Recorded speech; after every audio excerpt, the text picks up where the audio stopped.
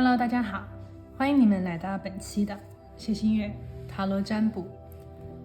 那今天呢，我为大家带来的这一期占卜主题是来看一下当下你要尽快知道的事情，来自守护灵给你的重要传讯。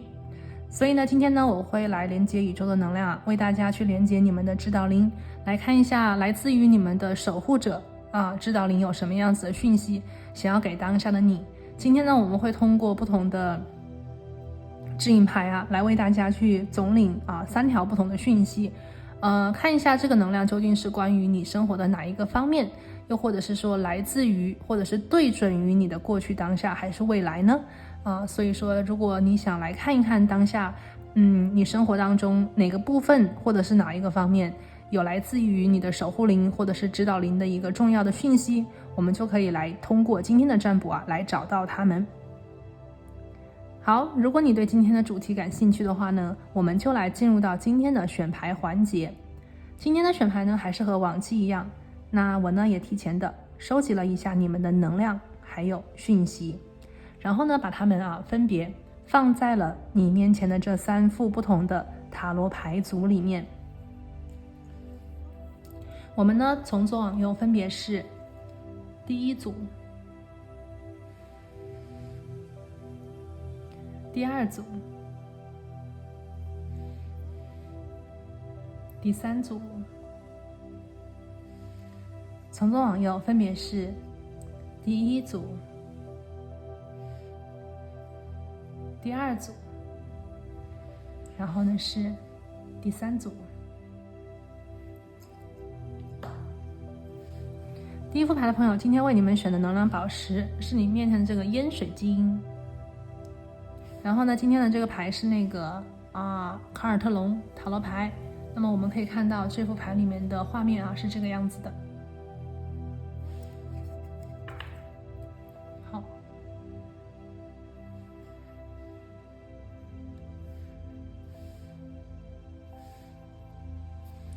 那第2副牌的朋友呢，今天为你们选的能量宝石是你面前的这颗紫色水晶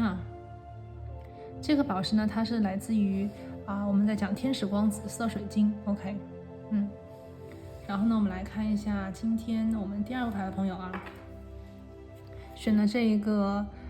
叫做 Zen Tarot 那么它的这个画风是这个样子的好，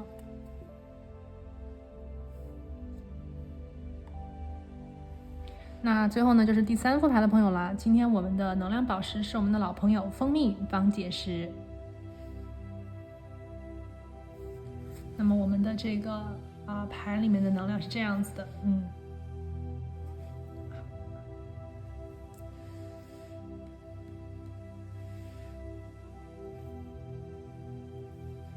那为了方便呢，每一副牌的朋友可以跟我们这里的塔罗牌组可以做一个好的能量上的连接呢，接下来我会建议你跟我一起做一个简单的冥想。好了，让我们一起闭上眼睛，深呼吸，我们来连接一下宇宙的能量。然后呢，让我们一起来问宇宙，宇宙请你告诉我那么当下呢，我需要尽快知道的事情有哪些？来自于我的守护灵、指导灵想要给我的一个重要传讯，究竟是关于我生活的哪一个方面是跟我的过去有关，当下还是未来有重大的关系？有怎样的指引，有怎样的提点，又或者是有怎样的一个建议可以给当下的我呢？请宇宙给我指引，请宇宙给我答案好，感恩宇宙。深呼吸，睁开你的眼睛，看向你面前的这3副不同的牌组，用你的第一直觉去感应一下，究竟哪一副组牌或者哪一颗能量宝石在当下和自己是最有感应、最有连结的呢？那因为我们这边呢是一个大众占卜所以有些朋友今天我们去看的这个重要传讯里面，如果你觉得有2副牌组的能量呢同时吸引你的话，那么你也是可以点开都听听看的。我们今天会有3个不同的部分来给大家每一副牌里面都会有3个重要的讯息啊，所以呢，希望今天的能量能够帮助到当下的你。好了，如果你已经选择好了属于你的牌组，我们就一起来听一下你当下需要尽快知道的事情。那我们待会儿见。Hello， 大家好啊，欢迎选择到第一副牌组的朋友。那你们呢选的是这个烟水晶，好，把它放在这里。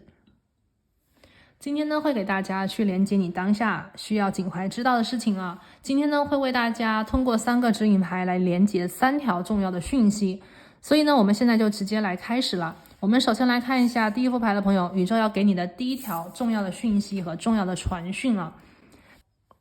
今天我们的第一个能量啊，来自你的指导灵和守护灵给你的讯息是关于你的奋斗目标，关于你的人生使命的啊。那么今天我们抽到的是 goals。 什么叫 goals 啊？就是我们在讲我的目标是什么，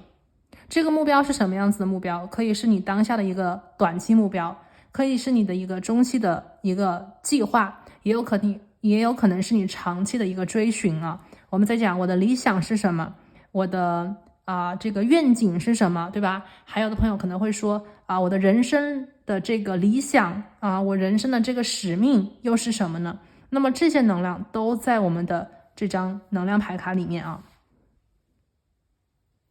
所以呢，我们今天的第一个条讯息啊，来自于你的守护灵，你的指导灵想要跟你说的这件事情呢，我觉得是跟大家的未来有关系。我们今天呢会跟大家去连接不同生活方面的能量啊，然后呢我们也会看不同方面的讯息里对指的是过去、当下还是未来的能量呢？那么今天呢，我们很明显可以看到这个目标是大家未来的目标，是你还没有完成的一个计划，或者是一个理想。所以呢，我们现在就通过塔罗牌我们来看一下第1条讯息里面具体在讲什么呢？好，我们来一起抽牌。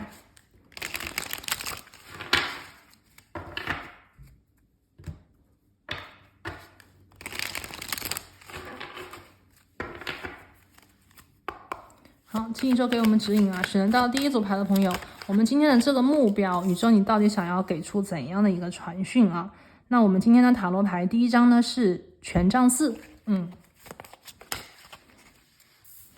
然后呢第2张牌是圣杯4，第3张牌呢是权杖骑士。好的。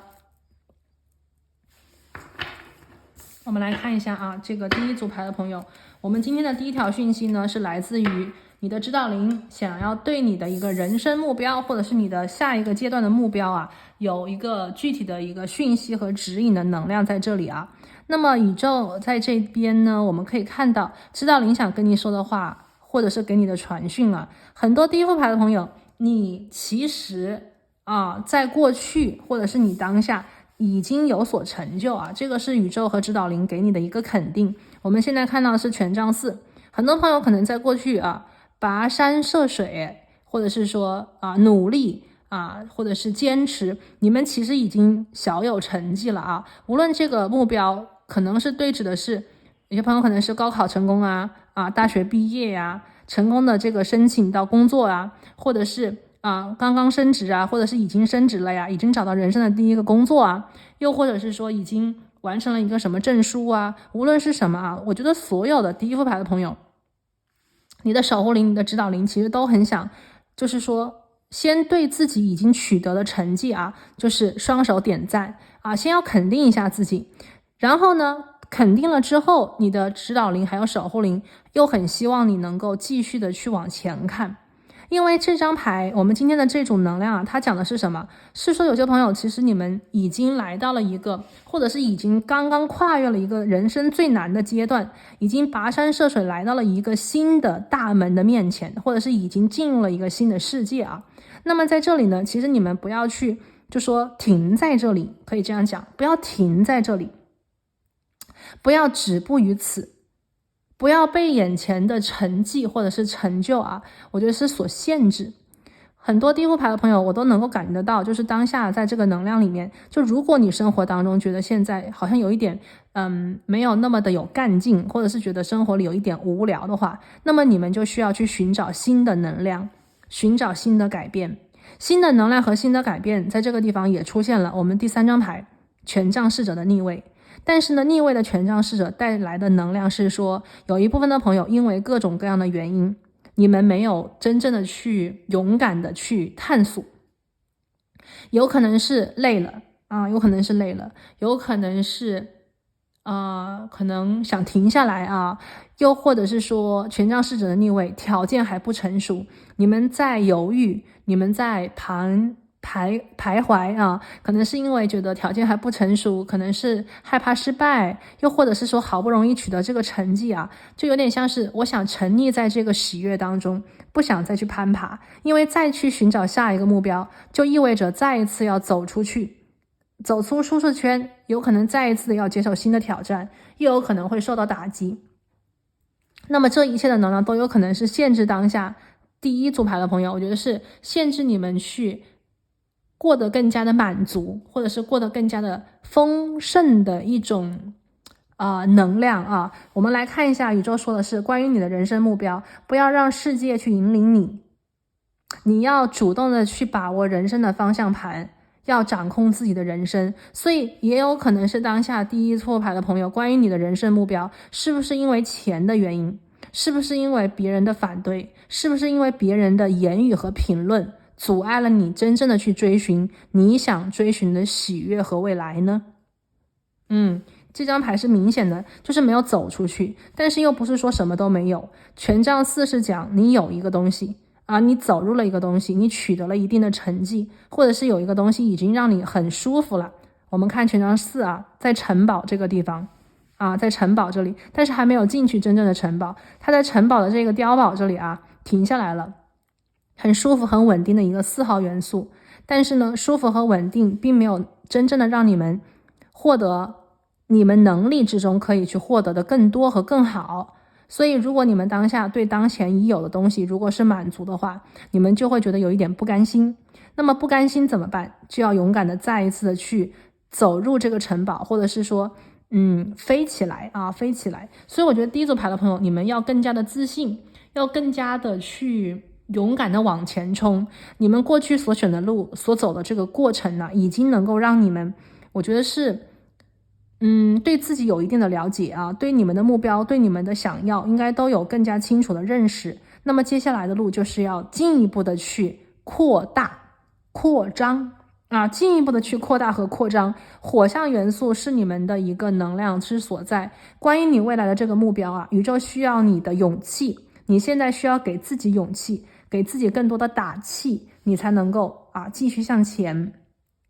那么宇宙当前呢也在说如果你现在生活里真的是觉得有一点好像有点无聊太过于的散漫或者是你觉得好像过得有一点平平无奇的话，那么你也需要当下就是说写下你的愿望，写下你的目标，写下你的志向不要说只是去想，而是把它写下来，把它挂在你的墙上，或者是挂在你的书桌之前，每一天都能够看到，提醒自己你今天是为了什么而奋斗，你今天是为了什么而活，对不对？要有目标，人生有了目标才会有这种火的元素，就像那个打气我们要怎么样，所以我们需要一个引领，而我们的目标就是我们内心的引领。那么最后呢，宇宙也在讲一定要去注意去创造，然后呢也是要去管理好自己的财务那么这个能量呢就是在于说，首先我们要有了目标，有了目标呢我们就要有计划，我们就要有行动力。但是计划跟行动力呢也不代表着就是可以去随便的去花钱，因为有的时候我们可能会以目标，或者是我们想做成一件事情，给自己提前的就是备很多很多的装备或者是给自己做很多很多的准备，而没有真正的走出去。给大家举个例子比方说你很想去打高尔夫那么你在去学习那个挥球练习之前，可能给自己买很多高尔夫的衣服给自己买球杆然后买什么球包帽子等等那么这些其实跟本身练习高尔夫打球的话是没有太多直接的关系，它只会让你花很多的钱。所以与其我们做很多很多的提前准备工作，不如让我们首先呢脚踩出去，踩出第一步，走出第一步让这个准备工作呢一点一点的去完善，让我们的条件一点一点的去完善和充分。但是呢我们首先就是走出去。那么如果当前呢这个目标是关于大家的这个比方说学业或者是一个生存问题或者是一个事业问题的话，那么这个目标就在乎说，如果你想做成什么事情，你就要去做，而不是去研究调查呀、考察呀、询问，而是先做做起来。比方说你想去成为一个作家，那么你第一件事情就是要写作。如果你想去成为一个画家，那么你现在要做的事情就是画画。如果你想要成为一个比方说科学家，那么你现在要做的事情就是实验。所以无论是什么，就是当下第一步先做起来，做起来，走出去，一步一步一步，那么你就会越来越接近自己的这个目标，你的生活也会在自己的每一天的行动当中变得越来越有趣味，变得越来越开心，你也能在这条道路当中我觉得是遇见属于你的惊喜。好，那么这里呢是第一个能量我们今天看第一副牌的朋友，宇宙希望能够对你的未来你的指导灵、你的守护灵希望对你的未来有所寄托。那么你是一个有目标的人，你会有一个目标的能量在当下，我觉得是在撞击着你，或者是敲打着你所以第一副牌的朋友，如果当下你觉得生活有一点好像有一点漫无目的的话，那么你就需要重新的去想一想，最先开始自己究竟想要什么，目标究竟在哪里。那么你当下需要再一次的捡起这个目标，捡起自己的这个理想往前去努力了。好，我们这边讲到这里然后第二张牌第二张牌呢，我们这边抽到的是原谅。第一副牌的朋友，今天我们来自宇宙需要你知道的事情第二个能量是原谅。宇宙说请你去停下来就是把你的能量全部都关注，不要再看过去了。为什么呢？因为生命太宝贵了，不能够去浪费。我们把能量放在过去，其实就是一种浪费生命的表现宇宙说其实呢，你当下的一个现实，就是我们所谓的这个现实是什么，当下的这个生活究竟在哪里，其实是我们所思所想所梦。也就是说，其实我们每个人活成的这个样子都是我们自己想出来的，都是我们自己去创造出来的。这个能量呢，就比较像是我们平常在讲，我们是自己生活里的魔法师，对吧？我们变现，我们去显化，对不对？所以呢，我们要能够通过我们的思想，通过我们的心，通过我们的一个 imagination 就是想象力去创造我们想要的生活，或者是我们喜欢的日子。好，我们今天把这个能量先放在这里因为我们可以看到这个原谅，我们来看一下究竟这个原谅它在指什么。我们来抽3张塔罗牌，我们来看一下我们今天的第二条重要的讯息。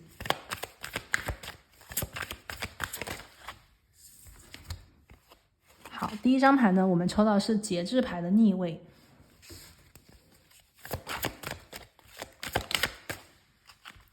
第二张牌呢，我们抽到是金币7。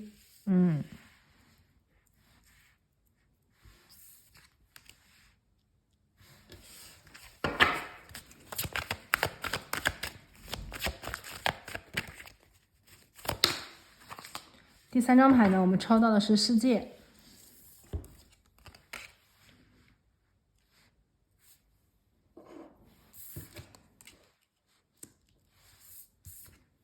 好，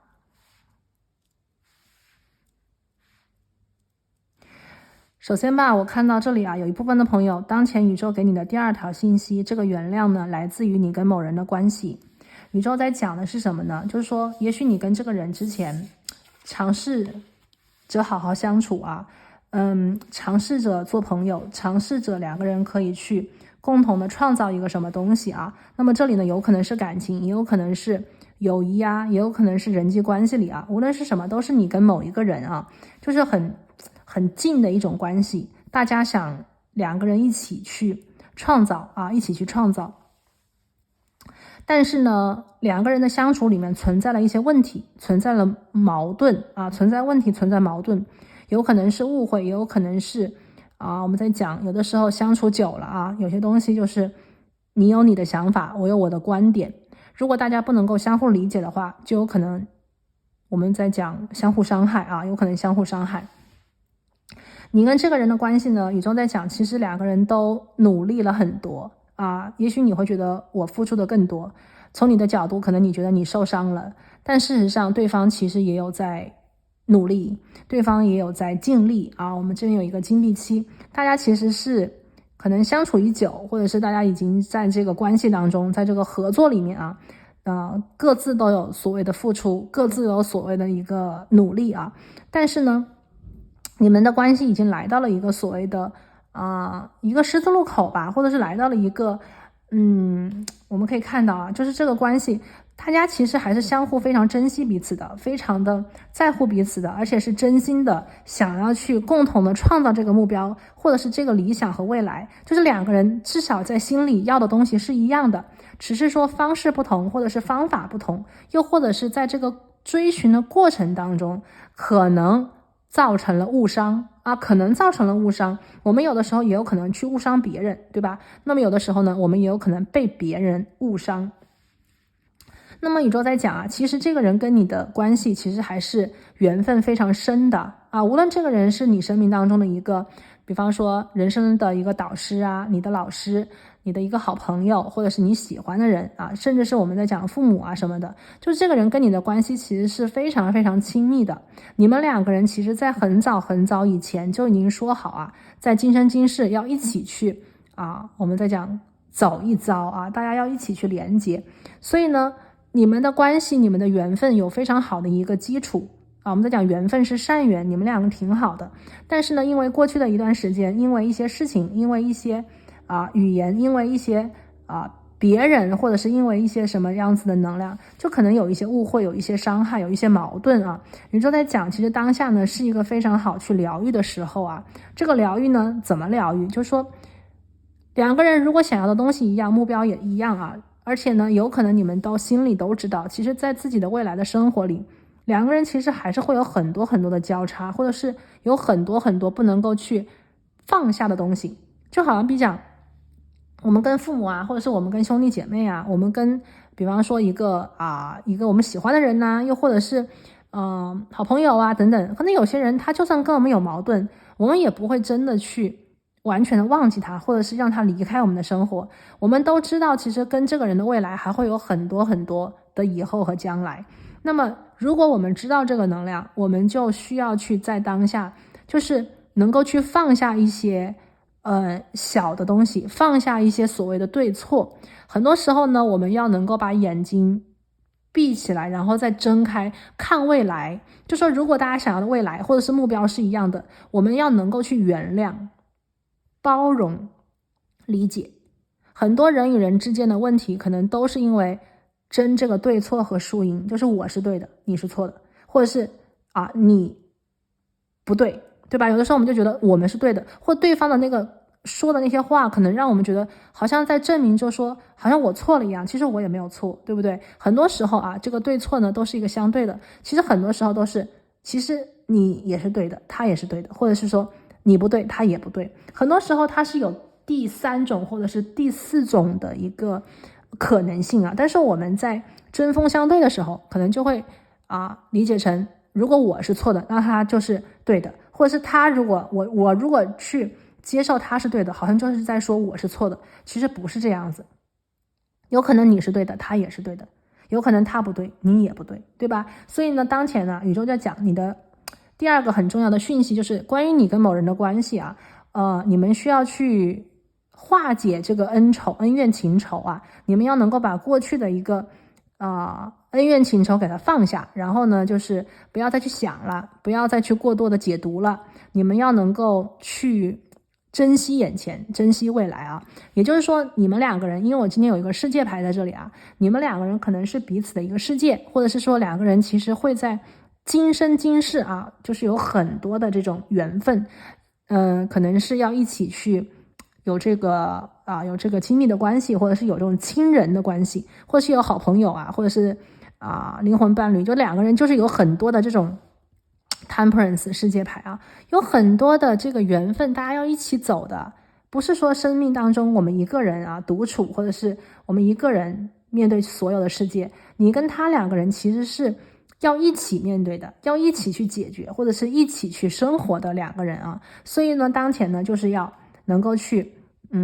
通过我们的想法，我们的一个思想，我们的思考，我们的换位思考、换位理解啊，去放下过去，放下所谓的对错，放下所谓的那种纠缠，让两个人可以在当下去珍惜更多你们从过去一路走过来所创造出来的美好，或者是一起的同甘共苦啊，多看一些好的东西，然后呢，两个人一起去拥抱你们未来的世界。因为我可以感觉到，就是你跟他的关系真的是挺好的啊，有这样子的一个人在身边，我们要更多的去珍惜，而不是更多的一种抱怨啊。如果没有了这个人，也许你会觉得孤单，那有了这样子一个人呢，可能相处的时候多多少少会有一些我们在讲舌头跟那个牙齿都有可能打架，何况是两个人不同的脑袋，对不对？所以我们要原谅要学会原谅，学会包容，学会大度一点点啊。那么这个呢，是来自于当下宇宙通过这个指导灵还有守护灵给你传递的第二条重要的讯息。所以第二条讯息呢是关于疗愈的我觉得是疗愈。好，那我们来看一下今天的最后一个能量最后呢，我们今天看到的是41号牌今天的41号牌呢，宇宙在说，好，给大家拿过来一点我们今天抽到是什么？这个是永远永恒的爱永恒的快乐，也可以这样讲，永恒的爱，永恒的快乐。今天呢，我们这里的一个重要的人物是舞女祭司。OK， 我们今天的第3条讯息是舞女祭司，来自于舞女祭司给大家的一个重要的传讯今天讲的是什么呢？穿越时间，穿越时空，生命是一首快乐的就是我们在讲快乐的舞曲吧，可以这样讲，生命是快乐的舞曲。我们可以看到这个白鸽站在这个舞女祭司的头顶，后面呢有一个这个能量磁场这个涡旋，就也就是我们在讲如果这个舞女祭司代表的是我们这个世界，那么舞女祭司的前方代表的是另外一个世界，这个世界是能量的世界，是穿越时间、穿越时空的世界。那么我们可以理解成这个是我们的5D 世界，或者这是我们的高我频率我们的灵魂所住的地方。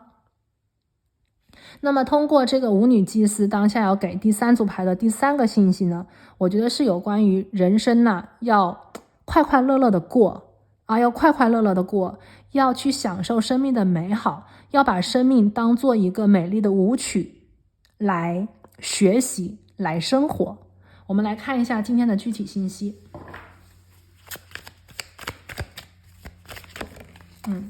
好，今天的第1张牌是什么呢？宝剑4的逆位。好，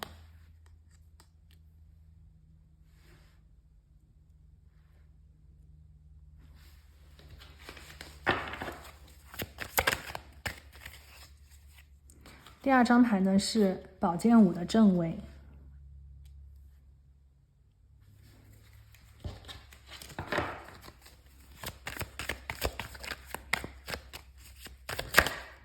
好，今天的第3张牌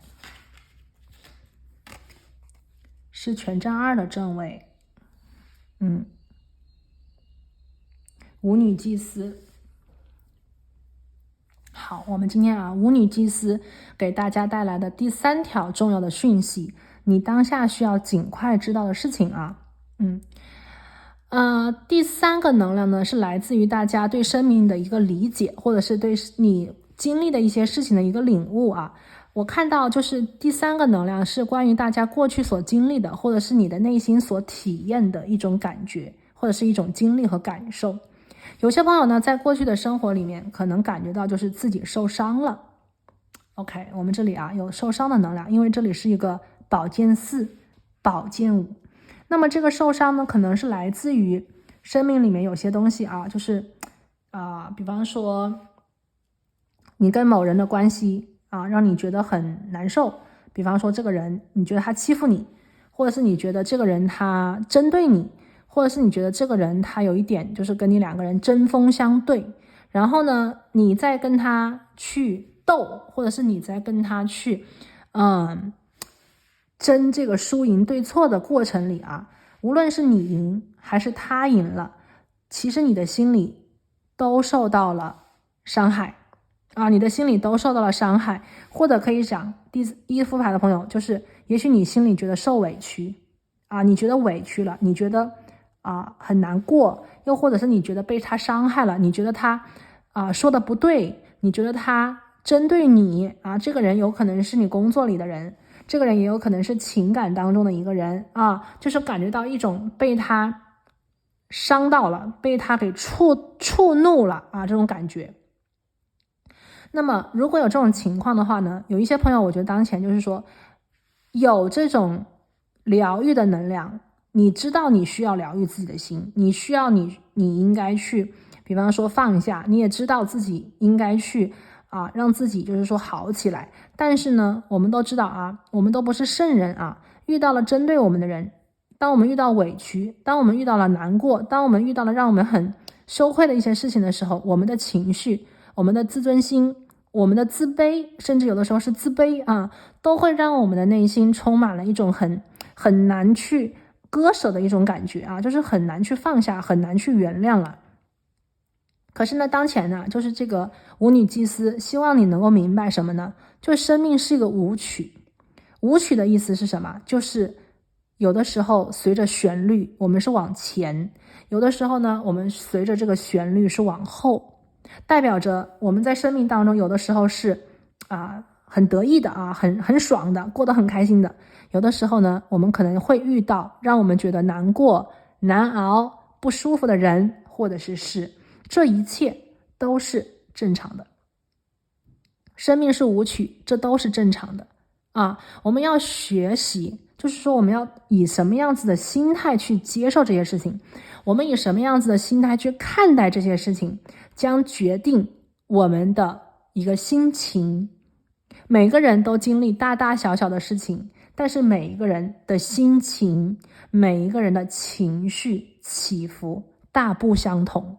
当有的人就是说他理解了生命他理解了这个生命的舞曲，他可能就会觉得很多事情就是很淡定，对不对？大家有没有觉得在生命当中遇到过一些人就很淡定呢？那无论经历大小事他都很淡定，他都可以很从容。那么我们也可以做这样子的人，我们需要去理解生命，就是它是一个乐章，它有的时候很欢乐，这个旋律，有的时候这个生命的旋律可能很悲伤，可能很这个平淡，对不对？有的时候很激昂，很正常，生命就是这个样子。那么这个舞女祭司希望你能够明白，就是说无论我们经历什么，好的不好的，悲的还是喜的，我们都要知道，就是如果生命让我学习什么，我就去学，我就去看，我就去经历，我就去体验。但是我不要把这个东西当做了这是生命的本质。生命的本质是我们的灵魂在这个地球上的一种旅程，我们在经历，我们在学习，但我们不能忘记是我们的精神要能够昂扬挺胸。像我们的最后一张牌是权杖2嘛，对不对？我们要能够昂首挺胸，我们要能够自信勇敢，就是我们无论经历什么事情，我们都不能够因为这件事情来定义我们是谁。我们的精神是穿越时空、穿越时间的存在。我们可以去无论经历什么，我们都可以笑以面对就是说我们带着笑容去面对。因为我们的精神，我们的这个精神气是不能够被打倒的。所以呢，我们的第3张牌就是权杖2，它代表着无论我们经历的是什么，我们都有这样子的一个所谓的一个我们在讲合和分。分是什么意思？就是我们经历的事情就是一个像看电影一样的东西。但是呢，大家想一想，看电影，这个电影里的故事它不是你看电影，你经历了这个电影里主人公的喜怒哀乐，但你不是主人公，你是那个旁观的人，对不对？所以呢，宇宙在这个地方希望通过舞女祭司让你明白，就是说你所经历的一切就像看电影一样它只是电影的剧情，它只是生命里的音符，但是所有的一切它编织出来的这个乐章是你是你，他是他，你的精神，你的灵，你的这个内在的这个灵魂你的精神头，对吧？你的这个想法可以去很昂扬的，可以去很很积极的，可以去剥离这个生活本身的喜怒哀乐。就是无论你经历什么，你都要知道你仍旧可以在当下的这一刻找到快乐，找到你生活的目标，找到或者是理解生命究竟是怎么回事。就你这个理解是很重要的。所以呢，当前这个舞女祭司就是在鼓励大家，他这张牌其实最多的是给大家一个鼓励。这个鼓励呢，就是说你一定要勇敢的去经历勇敢的去面对，勇敢的去接受它。那么你就会发现其实没什么大不了的没什么大不了的，你仍旧可以在当下去感受生命之泉给你的最强的一个，我们在讲无极限的快乐。所以呢，这个鼓励来自于舞女祭司给大家鼓励，比方说可以去跳跳舞听听歌让自己的这个动起来这个动起来，刚才我讲过，有些朋友可能是你要有这个新的目标对不对？你要能够动起来。有些朋友呢，可能是需要去有一个我们在讲这个运动给自己找点事情做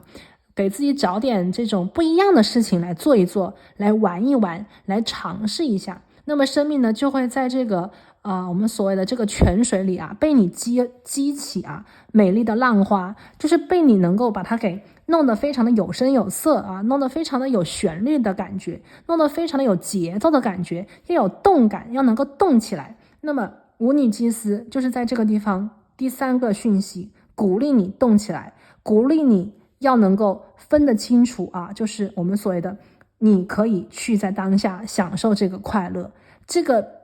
生命本身的经历都是值得赞扬的，无论是什么样子的能量都值得歌颂和赞扬，就看你怎样去面对，怎样去看待。好了，那这里呢就是第1副牌的朋友今天呢为大家带来的一个3条重要的讯息，你当下需要尽快知道的事情，来自守护灵指导灵给你的重要传讯那我们今天呢就讲到这里，我们下期再见，拜拜。Hello， 大家好，欢迎选得到第2副牌组的朋友。那你们呢选的是这一颗紫色的天使光水晶，好，放这里。今天呢我们要来为大家连接的这个能量呢，是说你需要尽快知道的是来自于你的守护灵指导灵给你的一个重要的传讯好，我们现在呢就来看今天的3个讯息。首先呢我们来看一下今天的第1张指引牌。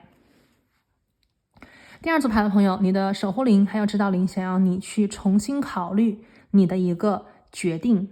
这个决定呢，我觉得不应该太过于的久远，应该是你当前的一个决定。今天我们去看这个传讯呢，也会为大家分析出这个传讯是来自于你的过去的事情、当下的事情，还是未来的一个能量那么很明显，我们今天的第1个重要的讯息是你的当下。第2组牌的朋友，当下你在考虑什么样子的一件事情吗？又或者是说你生活里最近是不是有一个什么很重要的决定，它就在近期你刚刚做，或者是你即将做，你甚至现在在纠结在这个犹豫当中。那么也许你心里有一个答案，或者是你心里是觉得说要怎样，可是宇宙希望你能够重新的考虑，再想一想。所以呢，我们现在来看一下今天的塔罗牌给出的一个具体信息。我们一起来洗牌。我们来看一下关于这个决定宇宙说重新考虑，为什么？是什么样子的决定需要你重新的去考虑呢？我们来问一下宇宙看一下。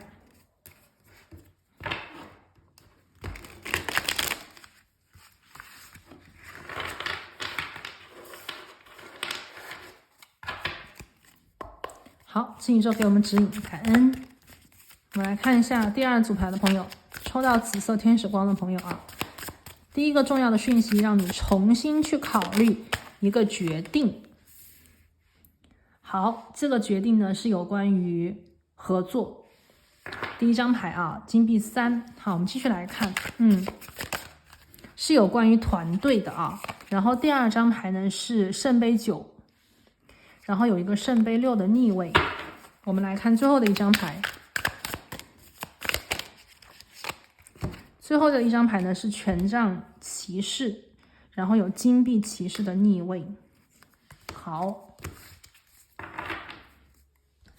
我们来看一下今天的这一组能量啊。我们今天的第一个传讯啊，有关于大家的一个决定啊。宇宙呢当前是说你的指导灵和守护灵希望你能够重新的去考虑它。那么关于这个决定啊，它是有关于一个合作案，有关于一个可能是一个团队，或者是说有关于你跟别人的合作啊，有一件事情是大家一起做一起完成的。宇宙说他能够感觉得到，就是你非常希望这件事情能够推动得很好，能够做得很成功啊，有可能是大家的一个项目，你的事业，你目前的一个工作啊，这个工作可能是团队里的，是项目里的，是小组里面的啊，就是有很多的人一起做。也有可能呢，这件事情是关于大家的一个作品啊，我也听到有关于作品，可能有人在向你伸出援助的手啊，比方说给你资金，要你的股份，或者是他们在给你投入，然后呢要得到一些其他的好处，又或者是说你当前呢希望去投资啊，给别人的项目组投资，你想要去帮助某人，在金钱上，在时间上，在资源上帮助某人，分享你的经历啊，你看中了这个人的才华，你看中这个人的未来啊。那有关于这方面的事情呢，宇宙可以感觉得到，就是说你的心很好啊，你非常希望能够推动或者是促成这件事情，你也希望能够在别人的帮助之下，或者是别人给你的帮助之下呢，把这件事情做到极致，做到完美。可是呢，宇宙说你还需要再考虑。为什么在考虑呢？因为我看到了宇宙在说啊，这件事情我们来一点一点的分析它。圣杯9的正位和圣杯6的一个逆位，我读到的是说来自于过去的这个人啊，他可能在你们当前的这个决定里起到了一个不是那么好的作用啊。这边我看到这个能量就是说大家很希望这件事情能够完美，这个是美好的希望或者是期望，但是呢有过去的一个能量，圣杯6的一个逆位，有来自于过去的一个能量对这个决定是有影响的。就好比讲我们可能会不会有的时候因为人情，因为这个情谊啊，因为这个交情，又或者是因为有一个恩情在这个地方啊，也许合作很久，也许认识这个人很长时间啊，无论是什么样子的啊，我们在努力的促成这件事情。可是呢，圣杯6的逆位在告诉我，关于这一份旧的恩情，或者是关于过去的这份旧的情谊，对于你的决定起到了一个有一点像是作用啊，这个作用可能是让你不理性啊，这个作用可能会让你偏心啊，这个作用有可能是让你当前就是说因为你很想做成，所以你没有真正的去比方讲细节上的条款中的就是没有那么的理智，没有那么的就是为自己考虑那么多，或者是没有那么的公平和公正，或者是他没有对你公平公正。有的时候我们可能会因为重情重义啊，就是在做决定的时候呢，可能会忽略掉一些东西啊。那如果是这样子的话，就很危险啊，就很危险。所以当前的宇宙说，不要太过于感性的去做决定，也不要因为过去的恩情，过去这个人对你的好，然后呢，你就把这件恩情放到当前的这个决定里去。现在的这个决定呢，一定要公平公正，大家相互的愿意。如果这个决定可能是你本来不愿意，你也知道不好，但是因为这个情谊啊，你还是给了资源，给了你的东西的话，那么你有可能在未来会后悔，或者是有可能你未来可能会觉得说，哎呀，当时太冲动，太感性了，对吧？所以当前呢，就是宇宙在讲啊，这个守护灵和指导灵给你的能量就是，如果第二组牌的朋友，第一个能量啊，就是说第一个信息，如果有一个决定啊，你已经想好了，或者是你最近已经做了，又或者是你即将做这个决定，那么请你们再考虑一下。因为宇宙当前是这样讲的啊，首先呢，第一件事情就是说权杖侍者和金币侍者的逆位，我感觉到就是说什么呢？一定要跟着自己的一个怎么讲呢？就是跟着自己的心走。很多朋友，我觉得你们对于这个决定的未来，就是这个方向啊，何去何从啊，你们心里其实很清楚啊，这个能量我读到就说你很清楚应该怎么做这个决定，其实你心里知道左还是右， A 还是 B， 你知道最好的决定是什么。但是呢我看到就是也有可能是因为什么啊，就是这个机会啊，或者是你觉得自己是不是还不行啊，或者是说因为这个勤奋的问题啊，又或者是说有一点不自信啊，或者是说你还想再准备一下呀，对吧？有的时候我们在过度的去准备，宇宙说就是你要不要再考虑一下？也许这个决定对于你来讲机会难得与其说是我们在讲不要错失良机吧。因为每个朋友这个能量不同因为那个背景也不同，我只能跟大家讲这个能量，就说不要错失良机。你知道对于自己的前途和未来最好的那条路和方向是什么？不要因为条件、时间、别人的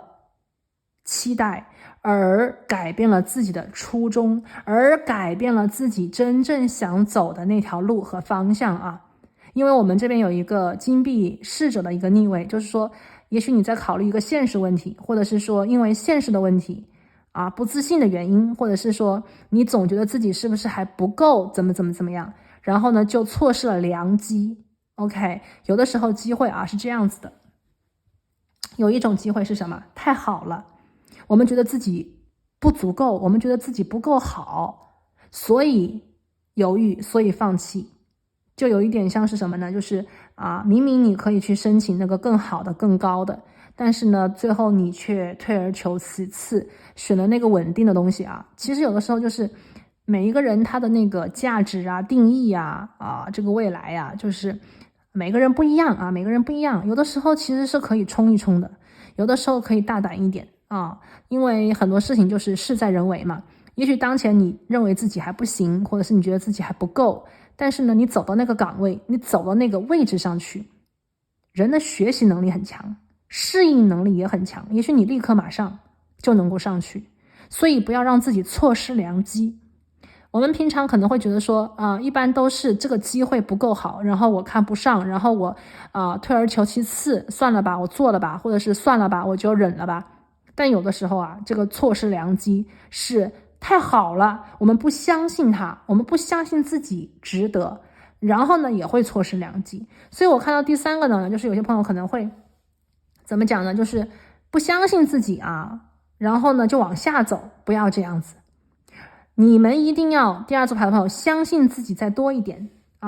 你们要相信你们是这个圣杯9嘛，就是你们值得你们值得。金币3是在讲大家一起做，因为很多事情就是说不是你一个人责任也不要一个人担，很多事情就是你被别人看中了，那你一定就是有别人需要的，或者是你有你的闪光点，不要在别人否定你之前先否定自己一定要能够说相信自己吧，或者是自信一点勇敢一点点，因为权杖侍者就是在讲勇敢一点点，不要错失良机。这个机会其实挺好的有些朋友我觉得当前就是如果你现在有一个什么机会，有一个什么 offer， 有一个什么样子的一个邀请什么样子的东西就是一定要勇敢一点然后你的这个决定就是你再考虑一下吧再考虑一下。好，那么这里呢是一个第一条信息第一个我们今天第二组牌的朋友给大家抽到的有关于这个决定来自你的守护灵，来自于你的指导灵给你的一个讯息。然后呢我们来看一下今天的第二条信息我们今天这个能量它是说时间第二组牌的朋友我们今天第二个能量是有关于时间。宇宙说你是不是当前这个能量又是在对指当下第二组牌的朋友，我们今天的能量非常多是当下，有的时候是过去的能量，有的时候是未来的能量，但是我们今天第二组牌的朋友第二条讯息又是当下。当下宇宙说你有没有在某一件事某一个人身上太过于的去努力，太过于多的去做，或者是推进一件东西，你需要像一个怎么讲，我觉得应该是学习农民，或者是学习那个花匠给他一点时间。也许你在培育培养感情，也许你在培育比方说一个项目，或者是一个专业，或者是你在有一个理想，有个目标，你想把它给完成。那么宇宙当前说你要给他时间，就跟那个酿酒很像嘛，把你该做的事情做好，然后就是等待所以时间是什么？是等待有的时候我们在讲这个东西可能不是我们去努力来的，是我们等来的是我们等来的。所以我们今天的第二条讯息有关于时间。宇宙说你有没有在一件事情上会不会太过于的去用力，太过于多的去投入，太过于多的去自己在那里废寝忘食。 OK， 那么你这样做的话会让自己很累，与其做很多不如等一等你要把这个东西就是给他点时间，让他自己发酵一下还有一个能量是什么？让子弹飞一会儿那么到了那个时间点他就能到。坐飞机从比方说北京到东京，或者是从这个洛杉矶到这个新加坡，它就是这个航线那它是需要时间的。只要你准点上了那趟飞机，那么到了那个时候自然而然你就能够到达那个目的地，是吧？好，我们来看一下来自于塔罗牌里的指引第一张牌呢是金币国王。看来这个能量呢跟大家的我第一个读到的能量就是说工作、事业、学习，然后呢有些朋友可能是身体健康有些朋友可能是身体健康。来，第二个我们来看一下这个时间讲的是什么我们来看一下来自宇宙的指引好，第二个呢是宝剑一。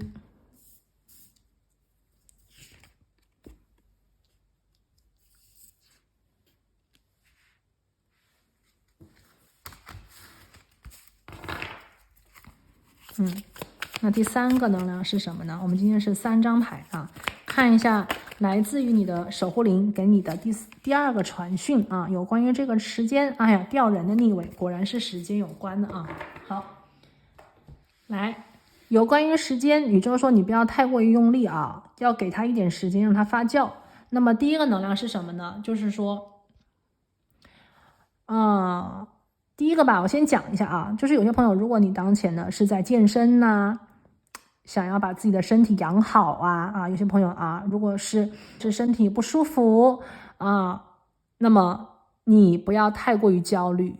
不要太焦虑了。就是这个身体我记得有一个什么呢，就是像感冒病毒如果一旦染上的话，那么它有一个周期，这个周期可能是7天，可能是更久每一个这个东西都是有一个周期的。从我们的起点可能会有个爆发期，然后呢是疗愈期，然后是康复期，然后最后呢是比以前更健康，对不对？或者是比以前更好，或者是完全的痊愈。那么这个周期就是在讲所有的事情都有它自己的一个时间，就好像讲那个植物有的植物呢可能是多年生，对吧？它可以有10年的生命。有些植物呢可能是单季的，就是说它每一年就一次开一次花，结一次果，第2年又得重新的去播种。每一个植物，每一个那个种物种，或者是每一件事情，对吧？每一段缘分都有它的时间，包括朋友之间、情人之间，缘分这个相关的能量。那有些人就是陪你一生，有些人就是陪你一段所以我们就要放好这个心态了。那么当前呢，第2副牌的朋友，你的第2个能量来自于你的守护灵、指导灵，就说你现在去做的这件事情，你现在投入的这件事件这个时间，你要知道的是，无论是健身、减肥、增肥是戒掉一个坏的毛病、坏的习惯，还是说你想去培育一个东西，让自己的身体变得更健康，养成一个好习惯或者是痊愈你的身体，都有一个周期。你做好每一天该做的事情，接下来的就是不要那么的焦虑，不要做过多的运动运动也是这样子做的刚刚好就是最好的。什么东西都有一个合适的度，那么做多了，也许反而会让你的身体劳累，或者是疲惫不堪啊，或者是这个吃太多太少都不行，对不对？中和啊，中和。所以呢，第一个能量就是不能够过犹不及的去做，就是刚刚好啊，当前是刚刚好，给他一点时间，也许在不经意的时候就是从量变到质变，身体就好了呀，减肥成功了呀，变漂亮了呀，肌肉也练好了呀，或者是大病痊愈了呀，就是有时间的。 OK。 第二个能量是在讲什么呢？就是有关于工作学习方面的事情啊。如果说当前第二组牌的朋友，你很想比方说晋升你很想把这个学业给毕业证拿下来呀，把这个试给考完让自己结业呀，又或者是说你想把这个房子建完想搬家呀，就无论是什么样子的事情这个大兴土木或者是这个工作事业当前就是做自己能做的。因为金币国王的逆位典型的就是在讲有些事情它不是说光靠努力就行的，它有时机的问题，天时地利人和那如果你想考这个证书的话，可能就是有3年4年6年8年，这个是时间是不能够少的。所以不要慌，不要急，做好每一天你能做的，时间到了结果就能够有时间到了结果自然而然就是属于你的，金币国王，对不对？那么第二个能量呢，我们看这边有一个宝剑一，真牌是什么意思就是说很多朋友在你当下如果迷茫的时候，或者是当你觉得我这么努力，我这么用功，我这么的为这个人为这个事情，为什么还看不到结果？如果你有这个疑惑的话，那么宇宙希望你当前呢能够冷静思考是真的你做的还不够吗？还是你做的够了，只是你需要等一等？因为我们今天的第二个能量是时间，宝剑一的正位就是在讲你的内心要能够像明镜一样的清楚自己做的这件事情到不到位，够不够用你看这个它有一个那个头发丝，然后这个宝剑把头发丝给切断了意思就是什么呢？就有些事情要明明确确的，一就是一，二就是二，该不该你做，还是说做的不够，就是你要很清楚，你自己心里很清楚，那么你就不会被别人影响不会被别人影响，你也不会自我怀疑自我犹豫，只有这样子你才能够更加轻松的去等待这个好的结果的降临。第三个能量吊人的逆位，吊人能量本身就跟时间有关本来就跟时间有关。那么现在吊人逆位是在讲什么呢？可能有些朋友就是我们在讲孵化期、酝酿期、酿酒期等待期，一个道理，就是这个时间比开疆拓土更难一点就有的时候就说我们去做什么，我们去挑战什么，可能那个时候还没那么难，因为每天都在做点什么，都在看到点什么改变我们每天都在那折腾，是吧？难的是什么？就是不折腾，难的是等待，难的就是我们讲煎熬煎熬最难这个等待耐心最难可是呢，这也是你的一个挑战，或者是这个是你当下你需要去能够弄明白的。人生不是所有的阶段都是做忙，对吧？你看那个小农夫花匠，他们就知道春季播种，夏季除草施水浇肥，秋季收割，冬季干嘛？冬眠。那么也许有些朋友当前你就需要知道的是，你现在的这个事业项目处在什么阶段。那么从当前可以来看也许当前是冬季或者是当前是夏季，你已经除草了，你施肥了，你要等它长，不能够拔苗助长拔苗助长不会有好的结果。所以吊人牌的逆位就是也许你不想等，也许你急，但是呢你的守护灵，你的指导灵跟你说不要急，急不来，不是你的问题，不是他的错，你得等。现在什么都不差，就差时间，能不能给他时间，能不能给自己时间这个是当前你的守护灵、指导灵想给你的一个第二个讯息挺有意思的其实我们可以看到，第一个能量是重新考虑一个决定，第二个能量是时间。也许有些朋友重新考虑和时间是相互交融的，如果这个决定你太仓促的做，你急于的启动，你急于的去推进，也许这个结果并不好，也许这个决策也是不对的。那么与其去决策或者是开始改变，不如让自己先等一等。也许这个答案，也许更多的信息，也许你心里的确认，就是在等的过程中产生的所以说有些朋友相互的能量两个信息也许是交叉的是交叉的。好，最后呢，我们来看一下今天的第3个能量，就是这个守护灵的传讯的第3个重要讯息是什么呢？这个是来自天使的帮忙来自天使的帮助宇宙的指引，带有爱的支持。这张牌呢，我看到是什么？就是说，当前第3组牌的朋友我们每一个人生活在这个地球之上有的时候是孤独的，我们一个人；有的时候呢，我们要相信自己并不孤单。有些决定，有些事，我们要一个人做，一个人完成。但有些时候，我们要相信的是，我们是有支持、有爱在后方可以支撑我们的。那么当前很清楚，第2副牌的朋友，就是你要相信这一份支持的力量，它无处不在。我们来看一下宇宙关于这份天使的帮忙给出的具体的指引是什么呢？感恩宇宙。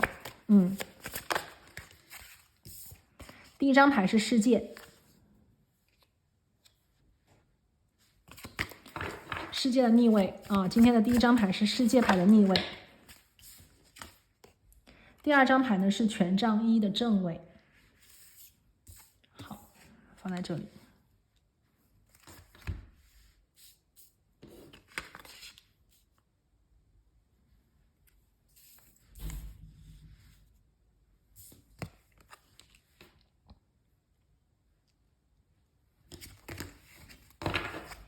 第3张牌，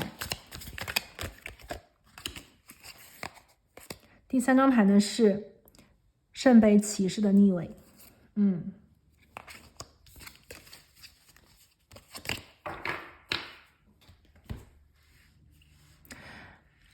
第一个能量我听到第一个能量，有些朋友当前的这一份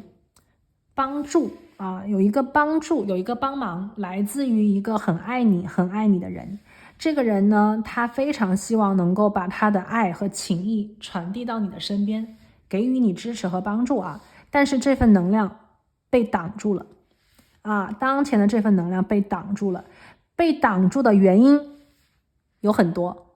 可能有些朋友不相信他，有些朋友可能不相信这份爱的存在，又或者是这个人当前他没有办法用你喜欢的方式把他的帮助递到你手里来。这有可能是一份情谊，有可能是一个资源，也有可能是你当下最最最需要的一个东西我听到的第一个能量就是说这个东西它被挡住了被挡住了。那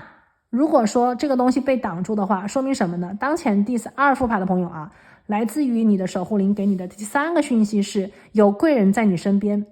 如果说这个贵人他当前没有办法把他的东西就是给你，或者是你没有办法接受的话，你需要打开你的心。因为我们今天的这个能量是圣杯元素，是水元素的，说明这个人的能量他被挡住，不是因为那个东西不行，不是因为条件不够，而是这个心上了锁是心上了锁。所以当前呢，最好的办法就是打开心打开你的心，打开你可以接受的这一个天线打开这个爱心。你要用心。我们在讲什么样子的人能够接受得到这个爱的能量呢？就是你有足够的力量去爱别人，你就有足够的力量去接受这份爱很多时候都是这样，相辅相成的。我们能够接受多少爱，取决于我们能够给出多少爱。换一个说法，我们能够给出多少爱也许我们就能够接收多少爱。所以说如果有朋友当前你觉得自己因为过去的经历，因为你的这个切身的体会就是你不相信爱，或者是不相信别人的这个好意，你没有办法去让自己相信的话，那么请你们开始从现在就是多去爱别人一点点如果你觉得没有办法接受，你就多爱别人一点点，或者是说你想要更多的爱啊，你想得到更多的爱，但是你受不了，你接受不了，那么你就去尝试着多爱别人一点点，多给一点点你的爱出去，你就会自然而然的发现你的心会变大啊。给出爱是一个非常非常快乐的事情，就是大家如果做个慈善呀，做过义工无条件的给出过你的爱的话，你就知道在那一刻给出爱的那一刻，你就已经被治愈了。那份礼物在给出去爱的那一刻就已经得到了就这种感觉。所以呢，第三个讯息我们说天使的帮忙是什么？就是有天使在你的身边和周围。第三组牌的朋友有爱你的人，有真心助你的人，有真正想帮你的人在你身边，你需要打开你的心，接受他们的情谊。那么第二个是什么呢？就是第三个能量来自天使的帮忙。这个帮忙对于第三组牌的朋友来讲，也意味着一个全新的开始。如果有一些朋友第三组的，你现在的能量是有一点想放弃的话，因为我这边看到了世界牌的逆位，你觉得好像自己没有办法完成，你觉得自己没有办法挺过来，你觉得自己仿佛要死掉了，或者是你觉得就差那么一点点了，但是你已经要放弃了。如果是这样子的一个想法的话，那么宇宙也希望你能够明白就是一切还没有结束。在你不放弃的时候，没有事，没有人能够放弃你。成功和失败都是相对应的。有些人在当下好像比你成功，但是呢，10年之后，也许你会发现你比他成功的多。有些人当前可能会觉得你是失败的人，你觉得自己是失败的人，10年以后你会发现自己非常的厉害。所以成功和失败本身，赢和输本身也是相对的。今天呢，第二副牌的朋友，你们有一个很重要的能量就是这个时间。时间能够证明一切，时间能够疗愈一切，时间非常的厉害非常的厉害。所以呢，你要给自己时间，给自己机会要么呢重新站起来，要么呢坚持一下，不要放弃，要么呢就是第三个来自天使的帮忙。是什么帮忙新的开始就在不远的地方。我们可以看到有权杖1，这是一个全新的机会，全新的办法，全新的手段，或者是全新的一个想法，全新的一个点子。在天使的帮忙之下，你的心里会有这个念头，会有这一个我们看到这个权杖有一条蛇在这个地方就是迎接属于自己的蜕变。如果当前你觉得这个世界不公平，你觉得这个世界不够好，不是你希望的样子，那么你完完全全可以通过自己的通过自己的想法，通过自己的一个改变，通过自己的另一个思维去创造无限的可能。火象元素创造我们在讲火元素，创造温暖，你成为自己世界当中的那束光，有天使就会降临在你的世界，给你更多的光亮。你做别人的守护天使的时候，其实你就会吸引更多的守护天使来到你自己的身边这个能量是相互吸引，相辅相成的。我们在讲能量吸引力这个吸引力法则，你是什么样子的能量，你就吸引到什么样子的能量。你是助人为乐的人，你就会发现有更多的人想帮你，你也能够有能力去接收别人更多的帮助。这个接收帮助的能量不是说别人给你钱，别人给你什么，有的时候是你的心要足够的大，你要能够容纳别人给你的这一份帮助。因为不是所有的帮助都是以我们当前能理解的形式，我们能理解的方式进入到我们的生命。所以我们的心要够大，我们的心要够强，我们才能够接受更多的天使的力量，可以这样讲。好，那这里呢就是我们今天呢为这个第2副牌的朋友所连接，就是你当下需要尽快知道的这3件事情，然后呢是来自守护灵指导灵给你的重要传讯今天我们的能量呢都集中在了当下，所以呢很多第2组牌的朋友，我觉得是把能量给当下，当下有什么事情你需要考虑清楚，当下时间是你的帮忙，是你的助手，它也是你最大需要去克服的一个东西。所以呢，在这里啊，就祝福所有第二副牌的朋友，祝你们好运，祝你们心想事成啊！那我们今天呢，就先讲到这里，我们下期再见，拜拜。Hello， 大家好，欢迎选到第3副牌组的朋友。那你们呢，选的是这个蜂蜜方解石，好，放这里。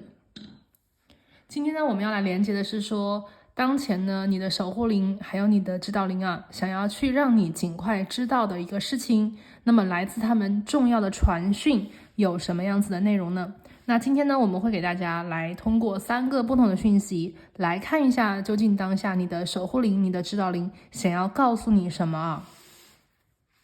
好，我们首先来看我们今天的第1张牌。第3个牌的朋友啊，今天我抽到的第一个能量呢，是来自于守护灵啊，当前希望你能够去看一看你的消费，然后呢，去看一下你的投钱啊，一个是消费，一个是投钱。那么消费的能量呢，是来自于花钱的问题啊，我们可能每天要花钱，然后这个钱花到哪里了？是不是花太多了啊？或者是不是花的不够呢？无论是什么样的，就是跟花钱有关的事情啊，要大家去看一看。然后呢，第2个是投钱。投钱呢，是大家在做这个投资的时候啊，这个投资呢，有的是投资项目、投资公司、投资产品，有的时候呢是投资给自己。那么无论是什么样子的投资，也是需要去花费一个时间和精力的。那么在投资方面呢，也是希望当前的你们可以去再看一看啊。我们今天的能量是什么？是谨慎。好，我们把它放在这里啊，我们来看一下具体的内容。我们来一起抽一下牌。今天的第1条讯息来自守护灵、指导灵给你的重要传讯啊，你当前需要尽快知道的事情。第一个能量呢，是有关于谨慎啊，我们来看一下具体是在说什么呢？感恩宇宙。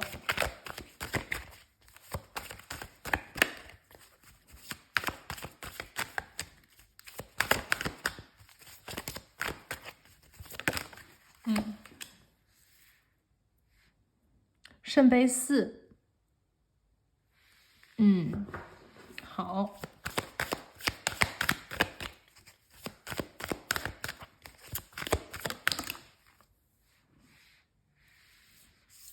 权杖8的逆位，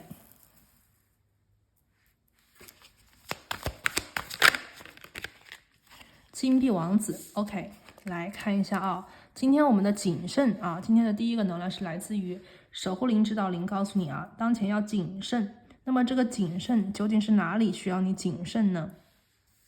那么第一个，我刚才讲啊，我刚才连接到就是说花销有关的啊，这个花销来自于哪里呢？就是说，如果当前第3组牌的朋友，生活当中你觉得好像有一点就让你提不起兴趣啊，有的时候我们可能觉得有点无聊，就去逛个街，或者是觉得有点无聊，就去买一个什么游戏点卡，然后就打一下游戏或者玩一玩，这些呢都是可以的。但是呢，如果我们用这种有一个能量是什么 retail therapy 啊，就是说用消费来治愈自己的话，那么这个能量呢就需要你们小心和注意了。治愈的方法有很多种啊，消费可能是其中的一种，但是消费的这种治愈方式呢，它真的是健康的吗？又或者是说用消费来治愈自己，它的这个度在哪里？如果我们因为心情不好，或者是因为就是有不开心的事情，又或者是觉得生活太无趣了，然后呢就买东西，或者是花钱的话，那这个东西的话，就是说如果我们经济可以去承担的话，还可以还好一点呢。那如果说经济不能承担的话，我们已经感觉到就是说钱不够用啊，然后我们就是用信用卡呀，或者是找别人借的钱呢，然后呢我们就想着说管他那么多，花了再说啊，今天花完以后明天再讲嘛。那么如果这样子的话，可能会让这个所谓的负债，或者是让这个已经有一点紧张的这个钱呐，就是变得越来越紧张，然后呢欠的钱就越来越多，所以有一点像是我们平常在讲的一个负循环，或者是一个不是一个正向的循环啊，就是越来越糟糕。但是人呢，有的时候可能会在不好的情况下，我们在讲破罐子破摔啊，反正已经不好了，那就摆烂吧，那就更糟糕吧，反正我无所谓。就有一点像是在逃避解决真正的问题啊。那如果是这种情况的话，第三组牌的朋友啊，你的守护灵和指导灵呢，就希望你能够觉醒，希望你能够去醒来啊。就是有些事情呢，可能我们当前觉得有一点难，我们觉得有一点难熬，我们觉得有一点很难去通过这个时间的话，那么你可以去用其他的事情，更加积极和健康的事情来填充这段时间。比方说看看书，比方说听一下那个公开课，对吧？比方说就是去阳光下面走一走，或者是说给自己喝点水呀，锻炼呐，跑步啊，这些可能更加积极健康。与其去花钱让自己的这个经济压力更大，不如让自己去做起来。或者是说，如果当前有朋友在找工作啊，然后经济有压力的话，那么与其去花钱让自己的经济压力更大，不如当前就是找点什么事情来做一下。也许这个事情不是你本质想去找的那份最好的工作，就比方讲打个工啊，或者是说做一下什么外卖小哥啊，就是我们在讲那个草根，或者是说因为我现在有时间，对吧？然后呢，我也没什么事情做，或者我在等消息，那么与其把这个时间浪费掉，或者是做不健康的事情，不如让我们去赚钱，或者是让我们去帮助别人，对吧？哪怕做一下义工，可能都会更好所以我们今天第一个消息就是说，不要去过度的花销不要过度的花销。然后呢，我们这边是一个圣杯4嘛，说明有些朋友这边就是这个状态的话，就是可能让你提不起兴趣。那么如果提不起兴趣的话，你就想一想，什么事情能让自己提起兴趣呢？要想一想，然后呢，让自己好起来所以我觉得有一个很强烈的治愈的能量是当前第三组牌的朋友需要的你们需要一个治愈。然后呢，我们来看第二张塔罗牌，这边是一个权杖8的逆位。这张牌呢，就告诉我，有些朋友当前呢卡住了，也许你们很希望能够快一点的到达你们希望去到的地方。这里呢，可能是比方说考完试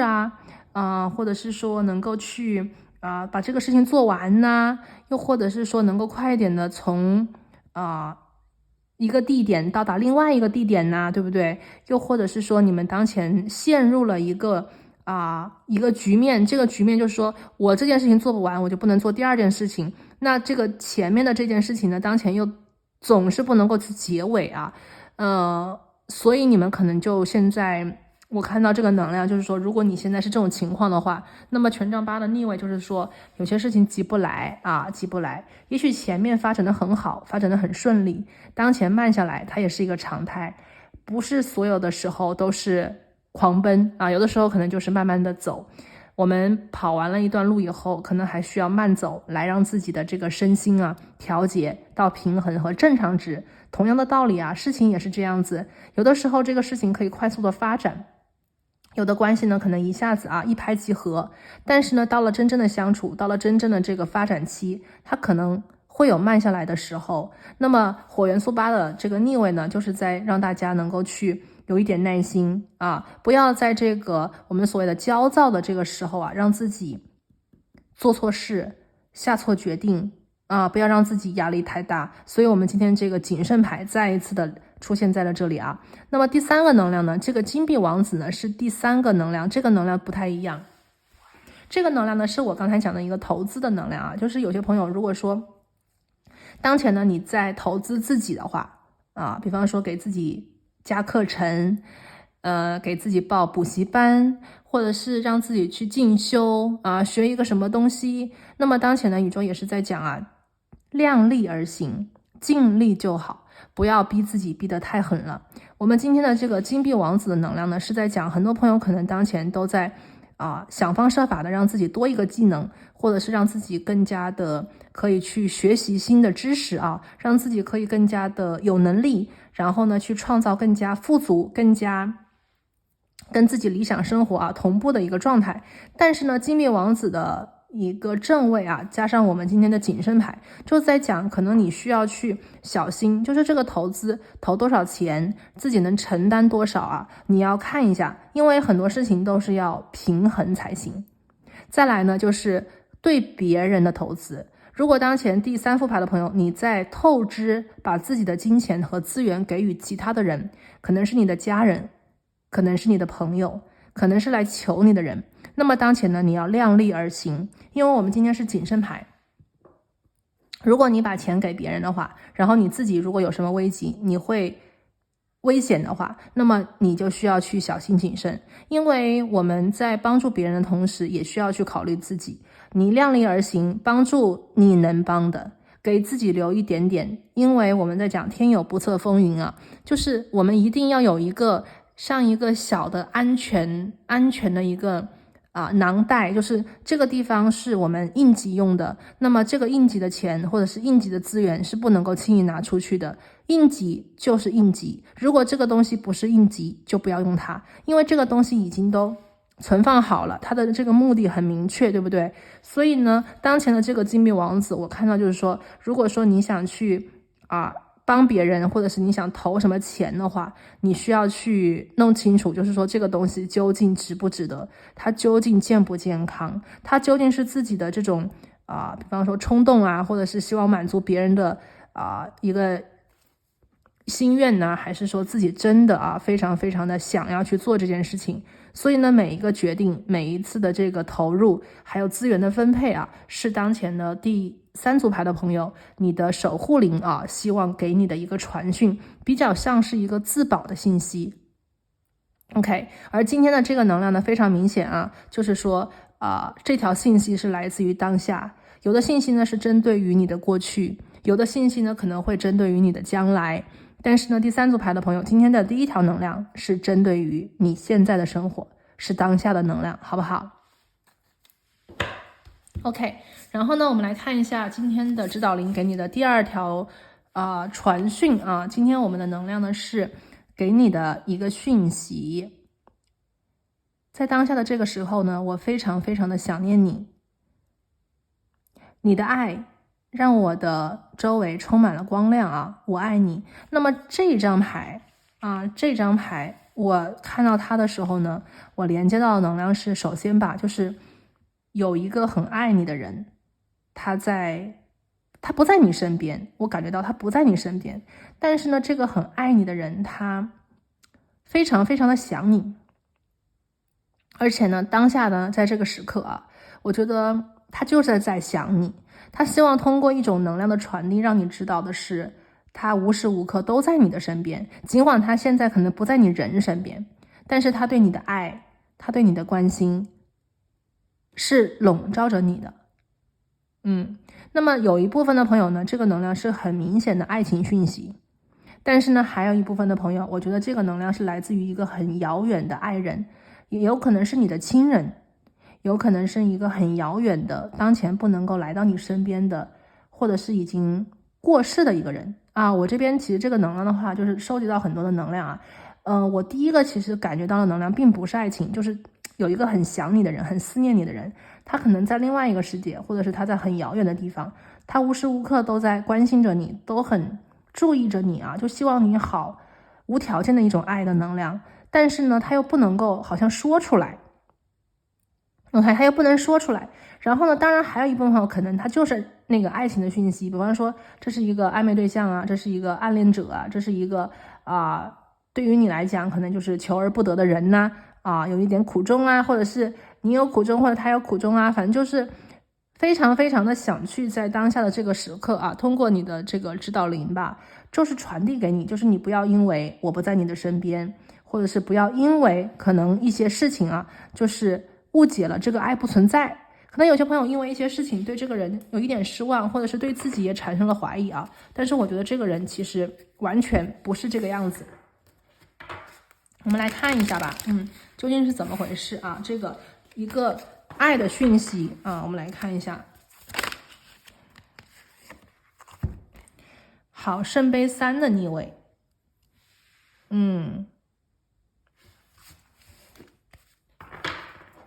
我们来看一下这份能量是在说什么。金币5的逆位，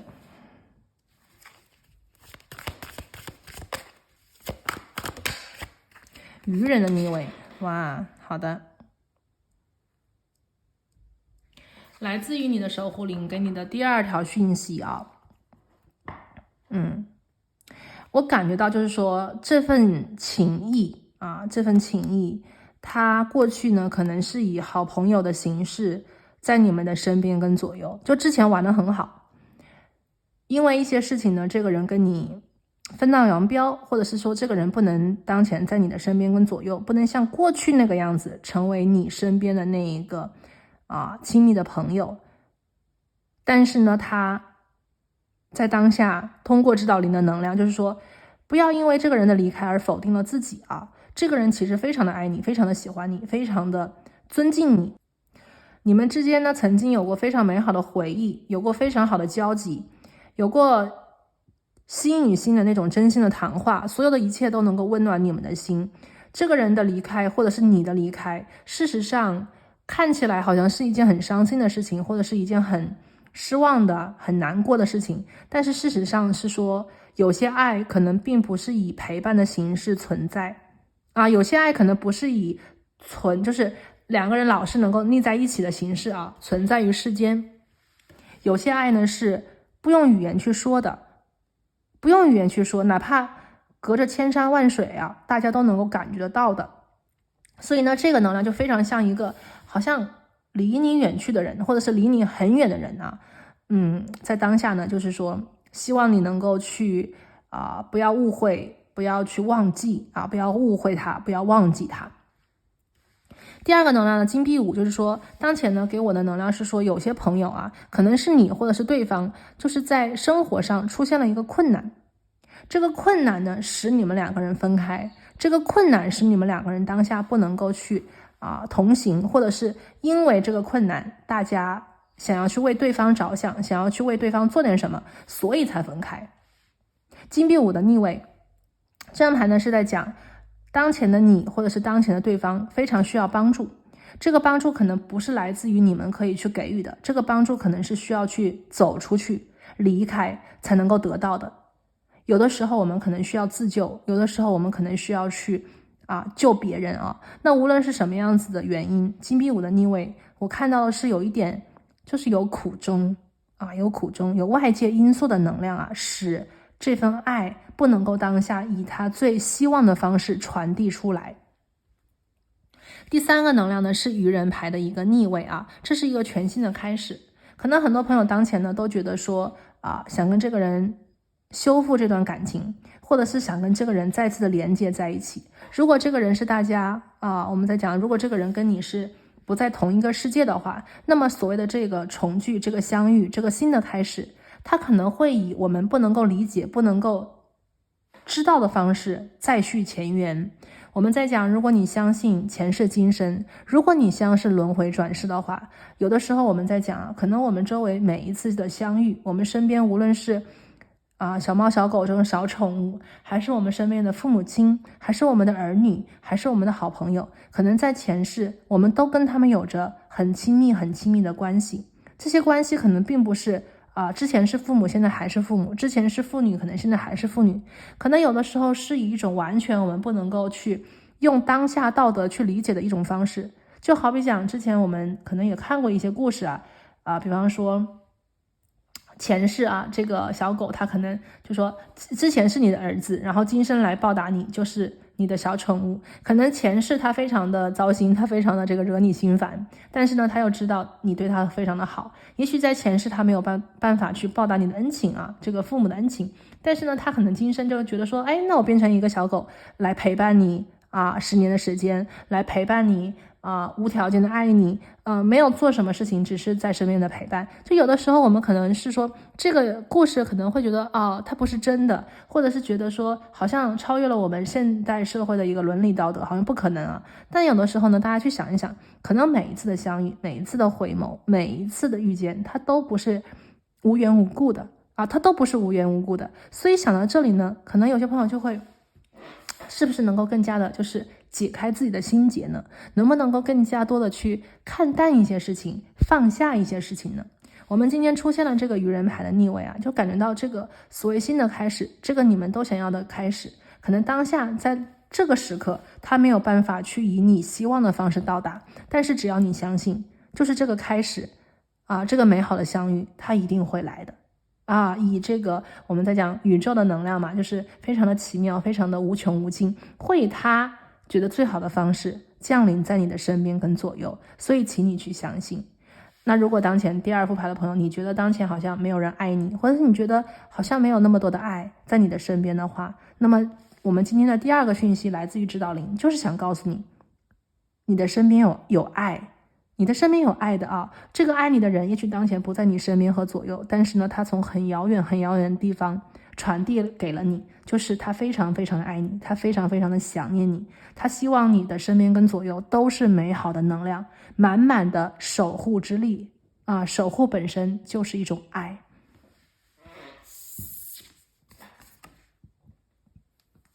好，那我们讲到这里呢，我们就来看最后的一条信息，你需要尽快知道的事情了。今天第三组牌的朋友呢，最后的一个能量是给你的就是说守护灵吧，他想告诉你的是奇迹。第三组牌的朋友啊，我觉得在你的生活跟左右，无论你相信奇迹还是不相信奇迹，在你的未来我们看到这个第一个能量是当下，第二个能量呢是来自于一个很远的很远的一个人但第三个信息呢是有关于你的未来。你的未来里面你的未来里面有奇迹会发生，可能你当前不相信，或者是你当前非常的期盼有一个奇迹的能量那我想告诉你们的是，你的指导灵和守护灵就是想告诉你，这一份奇迹来自于古老。这个古老是什么意思呢？我们今天有古老的智慧，对不对？那么我们今天看到这个女祭司，她就是古老，这个是古老文明女祭司，她手里握的这一个你看很亮的这个珠子是什么？是人类的意识是人类的意识，所以她握有的是所有人类意识的一个密码。这就是古老嘛，我们在讲 DNA 里面印记了人类的文明我们出生就可能知道很多关于人类的东西，这个东西是刻在我们骨子里的。我们很古远的埃及文化这个中华文化，或者是什么西方的古罗马文化、希腊文化，就这些东西我们是有这个意识的。我们之所以今天会这样想，其实也是因为我们的前人、我们的古人、我们的祖先他们在一路以来不断的尝试，不断的改变，不断的去创造，那么这些能量呢，就是延续到了这个时代的我们。那么古老文明女祭司呢，手里握着的就是古老文明的智慧，这些智慧呢，能够帮你去创造未来的奇迹。所以当前呢，第三组牌的朋友在你的未来生活里，有奇迹的能量会展现在你的世界。我觉得这个奇迹来自于什么呢？来自于一个智慧的显现来自于一个智慧的显现，可能会在生活的某一个地方，你就有一个古老文明，或者是你的祖先给你的一个能量，或者是一个指引，能够让你创造出奇迹，能够让你显化出奇迹，能够让你心想事成我们来看一下这个能量。最后的第三个讯息守护灵的传讯，你的未来有奇迹。第一张牌呢是金币9的逆位好。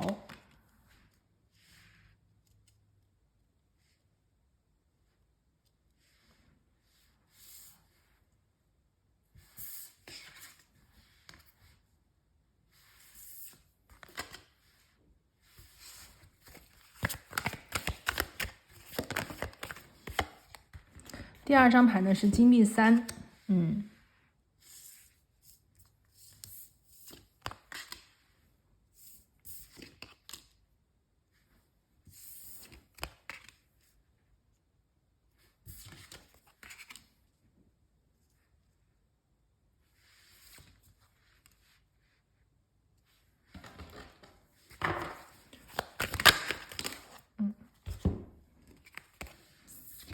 然后我们抽到是宝剑5和恶魔。好的，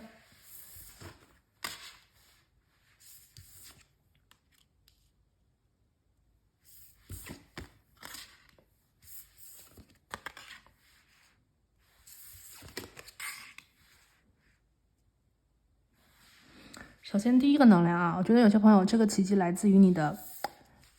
经济条件或者是经济环境如果当前有些朋友在经济上不够独立，或者是你在经济上面啊，就是在金钱方面，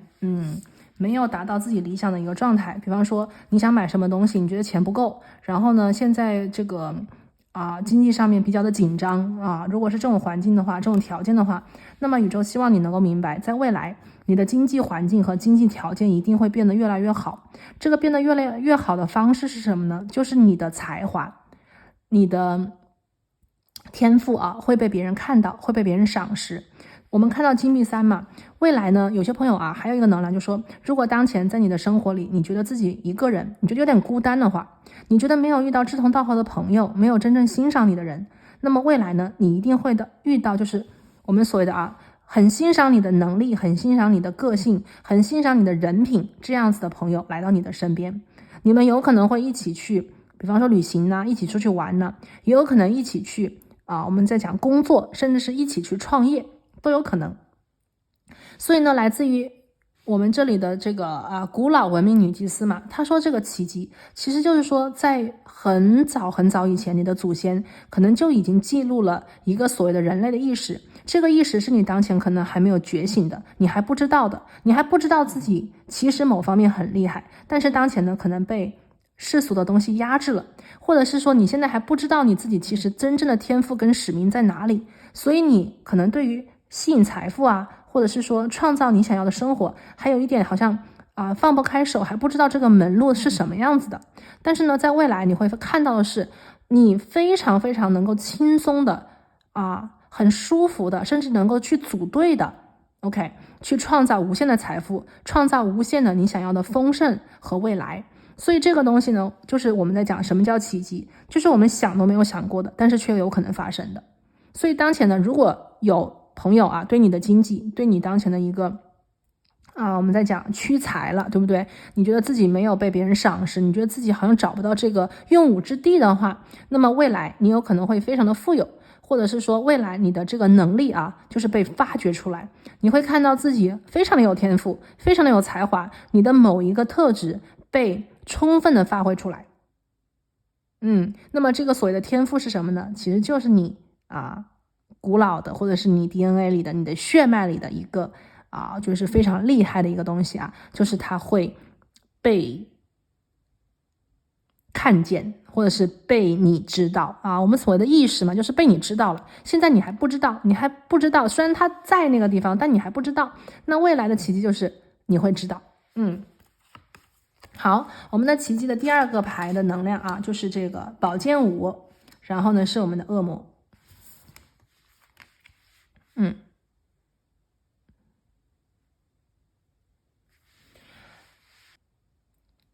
我觉得呢，很多朋友就是第3组牌的朋友，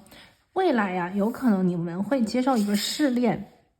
未来你们可能会接受一个试炼，这个试炼对于你们来讲，它是有难度、有挑战的。这个试炼呢，可能会让你们就是看到所谓的内心的渴望，或者是说有一个非常好的东西，非常你们想得到的东西会出现在你的生活，出现在你的意识里面。这个呢，就是我们所看到这个恶魔。但是呢，当你遇到这个所谓的内心的欲望，或者是看到了你内心的欲望的时候，其实你会在某种程度上更加的了解自己，更加知道自己究竟想要什么，究竟是什么样子的人。那么这一份奇迹来自于哪里？来自于你对于一个所谓的就好比我们现在看到这个宝剑5我们看到这个云层上面呢有这个男孩子，他拿了2把剑，下面有这个女孩子拿了3把剑，但他手里握的还是2把剑。我们看到是什么呢？就是来自于不同维度，来自于不同世界可能会有不同的人会给你不同的观点，会给你不同的一些思路。有一些观点，有一些思路可能会让你大跌眼镜，有一些观点，有一些思路可能会让你就是从来没有听过的，但是呢可能会为你打开一个全新的一个世界那么在这样子能量当中，就是机会和挑战是同时并存的。如果生命当中你如果遇到了所谓的这个一定会遇到的东西，就是 devil 有的时候其实就是什么呢？就是我们可能会遇到这样子的一个路上的一